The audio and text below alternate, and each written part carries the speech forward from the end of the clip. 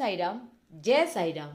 সাই তুমি অদ্ভুত এই চ্যানেল থেকে আমি রূপালী বলছি। প্রথমে আমার প্রেয়ার বাবার কাছে আমার শতকোটি প্রণাম। বাবা গো, তুমি যে সবাইকে ভালো রাখতে লাগবে বাবা, তুমি সবাইকে ভালো রাখবে সেটা আমার বিশ্বাস। আজকে একটা ভালো মেসেজ আপনাদেরকে আমি দিচ্ছি।